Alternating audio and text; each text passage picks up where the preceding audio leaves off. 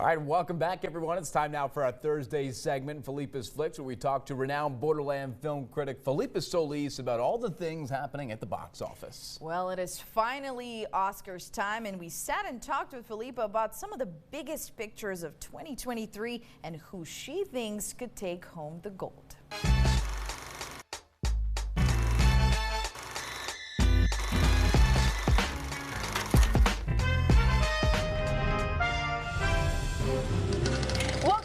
Another episode of Felipa's Flix. Of course, I'm joined here by the amazing Felipa Solis. She is an acclaimed movie critic. Big week ahead of us, Felipa. Thank you for saying that. The Oscars are finally here. It's my Super Bowl. You don't understand what happens. I kind of don't want to even get dressed up and go anywhere. I want to sit there and just absorb every second in the red carpet and what everyone's wearing or what everybody's doing, and right in the heart of Hollywood. Tell me, looking back at the entire year, how did we kind of start off? Then we had the Barbenheimer and plenty good movies coming out. Well, it was because of the pandemic, and we all started watching things streaming, and we stopped coming to the movies. There's something that happens when you see something on the big screen. So this year in May, we got Keanu, your favorite? Keanu in John Wick 4. My other favorite, Harrison Ford, was back with Indiana Jones, and of course Tom Cruise on another impossible mission. So I was like, okay, this is fun, reasons to come to the movies. And then kaboom, in the end of June, there's Barbie that everybody's talking about, and the incredible film about Oppenheimer. Other films started popping up, like Killers of the Flower Moon, that's 4 hours long, but an epic by Martin Scorsese that cannot be ignored. And then the biopics. Napoleon fell flat, but then there was Bradley Cooper's big, not only his interpretation of Leonard Bernstein, but his investment in the life of Leonard Bernstein. He produced, he directed, he starred, he conducted. The film was good, but not what anyone was expecting. There was this thing called Poor Things that we'll talk about. That was the craziest, weirdest film I'd ever seen. I'm like, I want to see that again. But what a year. Great year overall. And I know we've made our predictions before, or you've made your predictions for other awards, but now it's time for the Oscars. First, let's talk about Best Picture. I think there's no other choice but Christopher Nolan and Oppenheimer.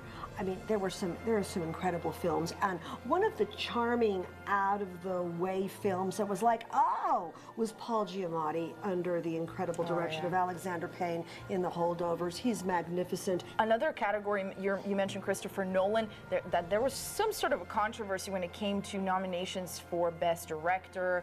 Greta Gerwig wasn't there. Nope. She's not on the list, but do you think Christopher Nolan could take that one too? He probably will. It generally goes like that unless there's going to be something insane. Another one, Best Actor. I think we are kind of set here with, again, Cillian Murphy, Oppenheimer. I think that's a done deal. The only person who could possibly come from behind would be Paul Giamatti, but I don't think so. Best Leading Actress. That one could maybe be a surprise. I think you said you think it's going to be Lily Gladstone, Killers of the Flower Moon. I do agree with you, but we could see a surprise. We could see a surprise, and it could be Emma Stone. Another one that we had a bit of a discussion is Best Song. Yes. So, you think it's going to be I think it's going to be I'm Just Ken. I think that's going to be the Barbie thing. We talked about Billie Eilish. You don't think so? It could happen, but I think what Ryan Gosling brings to the table and what his role, the film, I'm Just Ken, stands out. Make sure you've seen Barbie and make sure you've seen Oppenheimer, but also make sure you've seen The Holdovers. The Holdovers is a very, very wonderful film, and if you, not for the faint of heart, but Poor Things. We're going to check that out in our next episode. Yes. That's right. All right, Felipa, thank you for being here, for breaking all this down. It's exciting. It's exciting. Super Bowl Sunday coming up March 10th. That's right. And then next week, we're also going to see how we did on our predictions. It might be a crazy night. Stay tuned. That's what brings in the numbers. Surprise is possible. All right. Thank you so much for joining us, and we'll see you next week in another Felipa's Flix. I don't know, everybody. It's getting me excited. Oppenheimer is taking a lot of awards. Both me and Felipa agree. What do you think? 100%. We've both seen it. It was fantastic. It's right up my alley. I love Chris Nolan. I love historic biopics like that. I haven't seen Maestro yet, which I heard was fantastic. I started watching it when I was sick, and then I fell asleep because I was sick. I've heard it's good, but a lot of people are saying, oh, you know, Bradley Cooper is fishing for an Oscar. That's what kind of Felipa was like, you know, it's a great movie, but is it an Oscar worthy? Maybe not so much. And you know what?